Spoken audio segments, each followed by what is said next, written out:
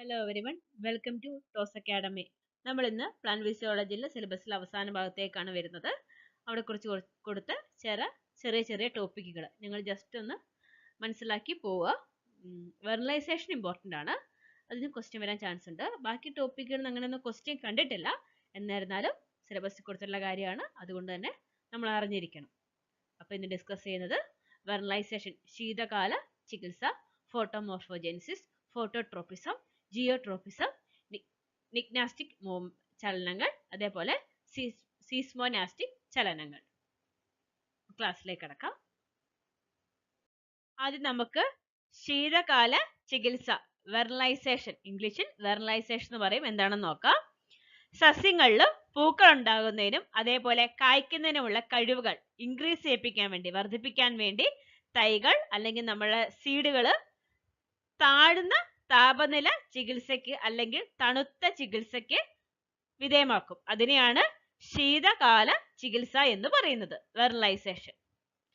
ഇതെന്തിനു help ചെയ്യും? നേരത്തെയുള്ള പൂടലിനും അതേപോലെ കായ്ക്കലിനും ഉറപ്പാക്കാൻ വേണ്ടിയുള്ള ഫിസിയോളജിക്കൽ പ്രീ കണ്ടീഷനിങ് ആണ്. ശീതകാല ചികിത്സയെ പൊതുവെ ചില്ലിംഗ് ട്രീറ്റ്മെന്റ് എന്ന് വിളിക്കുന്നു. Chilling treatment. ശീതകാല ധാന്യങ്ങൾ ഉൾപ്പെടെയുള്ള പല ചെടികളിലും വളർച്ചയുടെ തുടക്കത്തിൽ തണുപ്പിക്കലിന് വിധേയമായില്ലെങ്കിൽ പൂക്കില്ല. ലോ ടെമ്പറേച്ചർ ട്രീറ്റ്മെന്റ് കൊടുത്തില്ലെങ്കിൽ അവയൊന്നും പുഷ്പിക്കില്ല. ഈ ഒരു നമ്മളെ ചില്ലിംഗ് ട്രീറ്റ്മെന്റിന്, ശീതകാല ചികിത്സയ്ക്ക് 3 പാരിസ്ഥിതിക സാഹചര്യങ്ങൾ ആവശ്യമാണ്. 3 എൻവയോൺമെന്റൽ കണ്ടീഷൻസ് ആവശ്യമുണ്ട്. അവ വളരെ താഴ്ന്ന താപനില, വളരെ ലോ ടെമ്പറേച്ചർ ആയിരിക്കണം. അതേപോലെ ഫ്രീ ഓക്സിജന്റെ ഡിസ്ട്രിബ്യൂഷൻ, സ്വതന്ത്ര ഓക്സിജൻ വിതരണം, ആവശ്യത്തിന് ജലലഭ്യത എന്നിവയാണ്. അതിനാൽ ഉണങ്ങിയ വിത്തുകളിലും വെള്ളത്തിന്റെയും ഓക്സിജന്റെ അഭാവത്തിലും ശീതകാല ചികിത്സ സാധ്യമല്ല. നോട്ട് ചെയ്ത് വെച്ചോണേ. പ്രധാനപ്പെട്ട ധാന്യവിളകളായ ഗോതമ്പ്, ബാർലി, എന്നിവയ്ക്ക് 2 ഇനങ്ങളുണ്ട്, ശരത്കാല ഇനവും വസന്തകാല ഇനവും.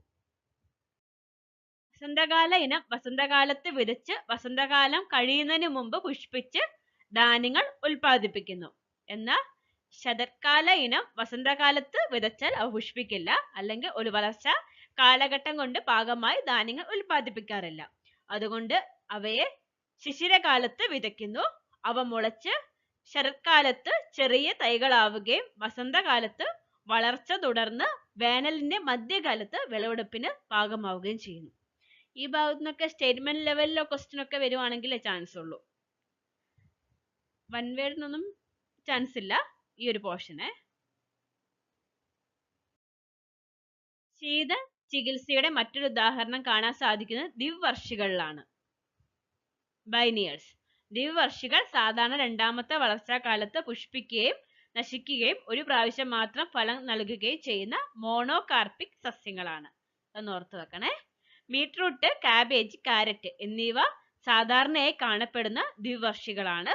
ദ്വിവർഷികളെ ശീത ചികിത്സയ്ക്ക് വിധേയമാക്കുന്നത് തുടർന്നുള്ള പ്രകാശകാലത പുഷ്പിക്കലിനെ ഉദ്ദീപിക്കുന്നു. നമ്മുടെ ഫോട്ടോ പീരിയോഡിസം. മനസ്സിലായോ? ഈ എക്സാമ്പിൾസ് ഒന്ന് ഓർത്ത് വെക്കുക. ഇനി നമ്മളുടെ ഈ വെർണലൈസേഷന്റെ, ശീത ചികിത്സയുടെ പ്രാധാന്യം, ഇമ്പോർട്ടൻസ് എന്താണെന്ന് നമുക്ക് നോക്കാം. നമുക്കറിയാം അല്ലേ, ഇത് പെട്ടെന്ന് തന്നെ പൂക്കാനും കായ്ക്കാനും ഒക്കെ ഹെൽപ്പ് ചെയ്യും. സസ്യങ്ങളുടെ വളർച്ചാ കാലഘട്ടം കുറയ്ക്കും. ഇത് സസ്യ വളർച്ചയുടെ കാലയളവ് കുറയ്ക്കുന്നു. എന്ത്? ശീത ചികിത്സ. അതേപോലെ ഇത് നേരത്തെ പൂക്കുന്നതും കായ്ക്കുന്നതും ഉറപ്പുവരുത്തുന്നു. ഇത് തണുപ്പ് പ്രതിരോധം വർദ്ധിപ്പിക്കുന്നു. അപ്പം ഈ 3 കാര്യം ഒന്ന് ഓർത്ത് വെക്കുക. ശീത ചികിത്സ ഒരുപക്ഷെ ആദ്യകാല പൂവിടുന്നതിനും കായ്ക്കുന്നതിനുമുള്ള സസ്യ വളർച്ചയുടെ കാലയളവ് കുറയ്ക്കുന്നു. നമുക്കറിയാലോ, ഒരു പ്ലാന്റ് നട്ടിട്ട് ഇപ്പൊ നമ്മൾ കുറച്ച് നാൾ വെയിറ്റ് ചെയ്യേണ്ടി വരും അല്ലേ, അതൊന്ന് പൂക്കാനൊക്കെ.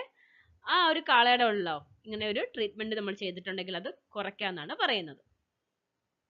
കൃഷിയിൽ മുളയ്ക്കുന്ന വിത്തുകൾ ഒരേ വർഷം ഇഷ്ടപ്പെട്ട സമയത്ത് പൂക്കുന്നതും കായ്ക്കുന്നതും ഉറപ്പുവരുത്താൻ കുറഞ്ഞ താപനിലയിൽ ചികിത്സിക്കാറുണ്ട്. നമ്മൾ ലോ ട്രീറ്റ്മെന്റ് കൊടുത്തിട്ട് നമുക്ക് ഇഷ്ടപ്പെട്ട സമയത്ത് നമ്മുടെ വിത്തുകൾ നട്ട് അത് മുളയ്ക്കുന്നതിനും അത് പൂക്കുന്നതിനും കായ്ക്കുന്നതിനും ഹെൽപ്പ് ചെയ്യാറുണ്ട്, ഉപയോഗിക്കാറുണ്ട്. കൃത്രിമ ശീത ചികിത്സ വഴി ശൈത്യകാല ഗോതമ്പ് വിന്റർ ഗോതമ്പ്, വിന്റർ വീറ്റ് എന്ന് വെച്ചാൽ ശൈത്യകാലത്ത് വിതച്ചതും വേനൽക്കാലത്ത് പൂക്കുന്നതുമായ ഗോതമ്പ്. വസന്തകാല ഗോതമ്പായി മാറ്റാം. നമ്മുടെ ശൈത്യകാല ഗോതമ്പ് വസന്തകാല ഗോതമ്പായിട്ട് മാറ്റാൻ പറ്റും കൃത്രിമ ശീത ചികിത്സ വഴി. ഇതും നോട്ട് ചെയ്ത് വെക്കുക. ഇതൊക്കെ സ്റ്റേറ്റ്മെന്റ് ലെവലിൽ വരാനാണ് കൂടുതൽ ചാൻസ് കൂടുതൽ. ഇപ്പം നമ്മുടെ എക്സാമുകളൊക്കെ അധികം സ്റ്റേറ്റ്മെന്റ് ലെവലിലേക്ക് മാറുന്നുണ്ട്, PSC എക്സാമുകളൊക്കെ. അതുകൊണ്ടാണ് നമ്മൾ കൂടുതൽ നന്നായിട്ട് ഒരു ഏരിയ പഠിക്കണം എന്ന് പറയുന്നത്. കാരണം സ്റ്റേറ്റ്മെന്റ് ലെവലിലെ ക്വസ്റ്റ്യൻ വരുന്നെങ്കിൽ നമ്മളെ അത്രയും കൺഫ്യൂഷൻ ആക്കുന്ന രീതിയിലേക്ക് സ്റ്റേറ്റ്മെന്റ് വരിക. നമ്മൾ ആ ഒരു പഠിക്കുന്ന ടോപ്പിക്ക് നന്നായിട്ട് പറഞ്ഞാൽ മാത്രമേ സ്റ്റേറ്റ്മെന്റ് ലെവലിലെ ക്വസ്റ്റ്യൻസ് നമുക്ക് അറ്റൻഡ് ചെയ്യാൻ പറ്റത്തുള്ളൂ.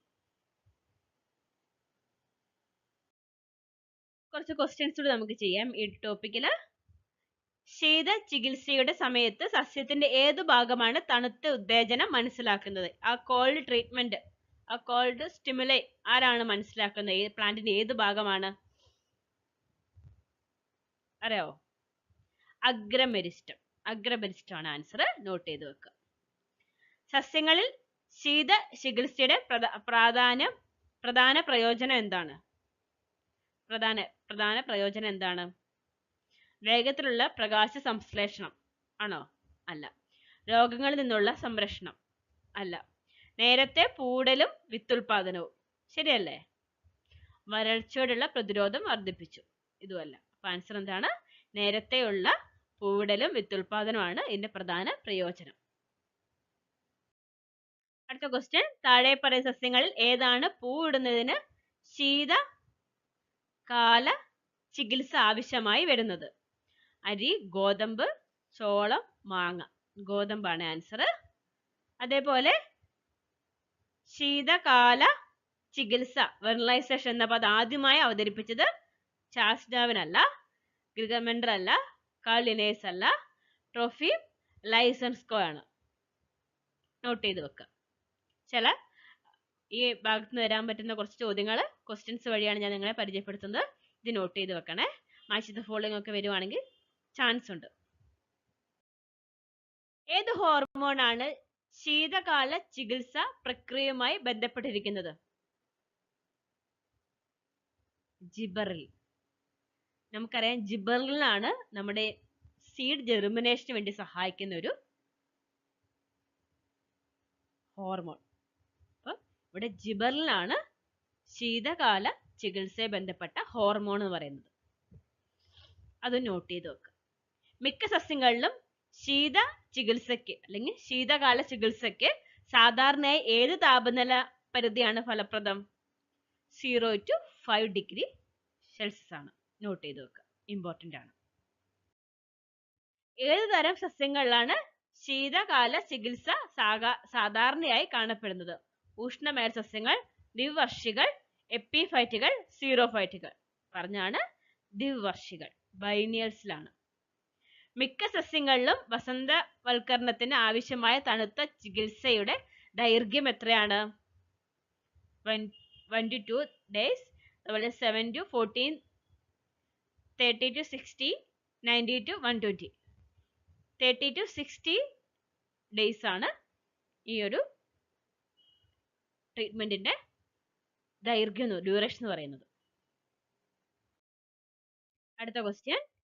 ഗോതമ്പിൽ ശീത ചികിത്സയുടെ പ്രധാന സ്ഥലം ഏതാണ്? എവിടെ നമ്മൾ കൊടുക്കുക? ഭ്രൂണത്തിലാണ്. ഭ്രൂണത്തിൽ. നോട്ട് ചെയ്ത് വെക്കുക. ഒരു സസ്യത്തിനുള്ളിൽ ശീത ചികിത്സയുടെ ഉത്തേജനം കൈമാറുന്നതിന് ഉത്തരവാദിയായ പദാർത്ഥം ഏതാണ്? വെർണാലിൻ. പേര് വെർണലൈസേഷന്റെ പേര് പോലെ തന്നെ ഉത്തരം വെർണാലിനാണ്. അതും നോട്ട് ചെയ്ത് വെക്കുക. ഒരു സസ്യത്തിനുള്ളിൽ ശീത ചികിത്സയുടെ ഉത്തേജനം സ്റ്റിമുലൈ കൈമാറുന്നതിന് ഉത്തരവാദിയായ റെസ്പോൺസിബിൾ ആയിട്ടുള്ള പദാർത്ഥം ആരാണ്? വെർണാലിൻ. ഇമ്പോർട്ടന്റ് ആണ്. Last question. ഇനി പറയുന്നവയിൽ ഏതാണ് ശീത ചികിത്സയുടെ ഫലമല്ലാത്തത്? ഏതാണ്? പൂവിടുന്നതിന്റെ ത്വരണം. പൂവിടുന്നതിന്റെ ത്വരണം വെച്ചാൽ പൂവിടാൻ വേണ്ടി പ്രൊമോട്ട് ചെയ്യുക. വാർദ്ധക്യത്തിലെ കാലതാമസം, സസ്യഘട്ടം കുറയ്ക്കൽ, പ്രത്യുൽപാദന ഘട്ടം വർദ്ധിക്കൽ. ഏതാണ്? വാർദ്ധക്യത്തിലെ കാലതാമസമാണ് ഈ ഒരു ട്രീറ്റ്മെന്റിന്റെ ഫലമല്ലാത്തത്. ബാക്കിയെല്ലാം അതിന്റെ ഒരു ഫലമായിട്ട് വരും. ഓക്കെ, ക്ലിയർ ആയോ? ഇതാണ് ആൻസർ.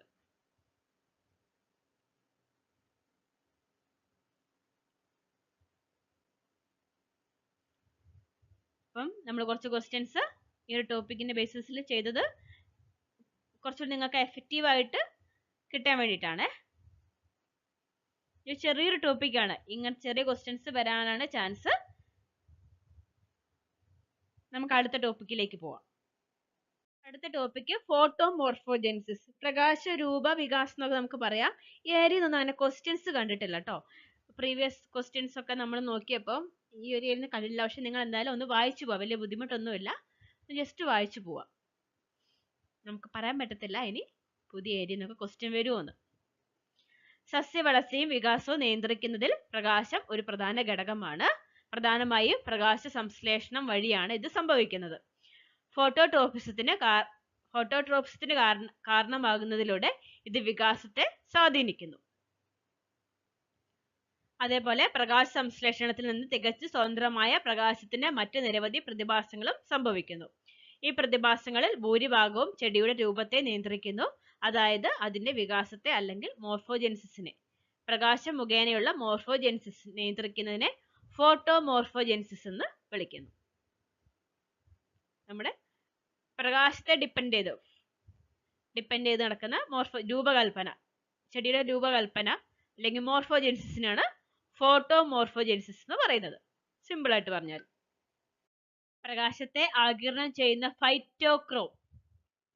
ഫൈറ്റോക്രോം എന്ന പിഗ്മെന്റ് ഫോട്ടോമോർഫോജെൻസിസ് ഉണ്ടാക്കുന്നതിൽ ഫലപ്രദമാണ്. ഇവ ആഗിരണം ചെയ്യുന്ന ഏതൊക്കെ പ്രകാശത്തെയാണ്? Red and far red. വെളിച്ചത്തിൽ വളരുന്ന തൈകളെ ഇരുട്ടിൽ വളരുന്ന തൈകളുമായി താരതമ്യപ്പെടുത്തി പ്രകാശത്തിന്റെ ചില ഫോട്ടോമോർഫോജെനറ്റിക് ഫലങ്ങൾ എളുപ്പത്തിൽ ശ്രദ്ധിക്കാവുന്നതാണ്. ധാരാളം ഭക്ഷ്യശേഖരമുള്ള വലിയ വിത്തുകൾക്ക് കുറെ ദിവസങ്ങളോളം പ്രകാശ സംശ്ലേഷണം ആവശ്യമില്ല. ഇരുണ്ട വളർച്ച എത്തിയ തൈകൾ ഏറ്റിയോലേറ്റഡ് ആണ്.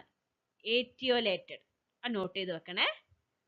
അതെങ്ങനെയൊക്കെ? വിളറിയതും ദുർബലവുമായിരിക്കും. നമ്മൾ കണ്ടിട്ടില്ലേ ചില വിത്ത് നട്ട് നമ്മൾ ഇരുട്ടത്തൊക്കെ ആണെങ്കിൽ ഭയങ്കര നീളം വെച്ച് പോയിട്ട് ഒരു ശക്തിയൊന്നും ഇല്ലാതെ ഇങ്ങനെ തളർന്ന് കിടക്കുന്ന ഒരു ഗ്രീൻ കളർ കുറവായിരിക്കും.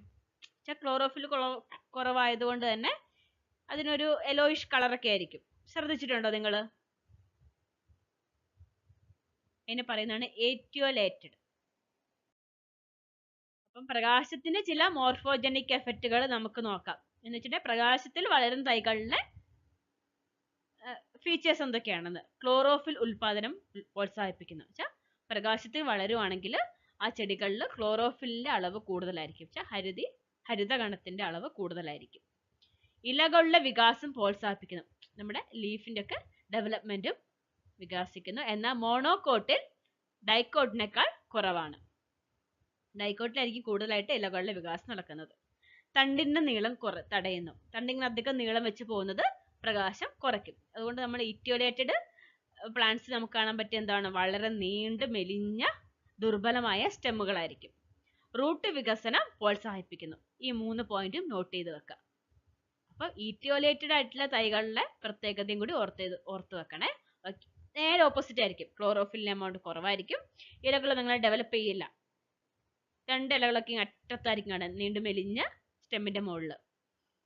റൂട്ടുകളും കുറവായിരിക്കും. ഈ ഒരു പോയിന്റുകൾ ഓർത്ത് വെക്കുക. സ്റ്റേറ്റ്മെന്റ് ലെവലിലേക്ക് ക്വസ്റ്റ്യൻ വരുവാണെങ്കിൽ ഇതൊരു ഇമ്പോർട്ടന്റ് ആണ്. സസ്യങ്ങളിൽ ഫോട്ടോമോർഫോജെനറ്റിക് പ്രതികരണങ്ങൾ പ്രോത്സാഹിപ്പിക്കാൻ കഴിവുള്ള ഏറ്റവും പ്രധാനപ്പെട്ട പിഗ്മെന്റ് ആണ് ഫൈറ്റോക്രോം. ചുവപ്പ്, വളരെ നേർത്ത ചുവപ്പ് പ്രകാശങ്ങൾ ആഗിരണം ചെയ്യാൻ ഇതിന് കഴിയും. Red and far red. Phytochrome പ്രകാശ നിയന്ത്രിത സസ്യങ്ങളുടെയും പ്രത്യുൽപാദനത്തിന്റെ വികാസത്തിൽ ഒരു പ്രധാന പങ്ക് വഹിക്കുന്നു. ഫോട്ടോ പീരിയോഡിസത്തിൽ പ്രകാശകാലതയിലെ പ്രധാന ഫോട്ടോ റിസപ്റ്റർ ആണിത്. പ്രകാശം ആഗിരണം ചെയ്യുന്ന ആരാണ്? ഫൈറ്റോക്രോം.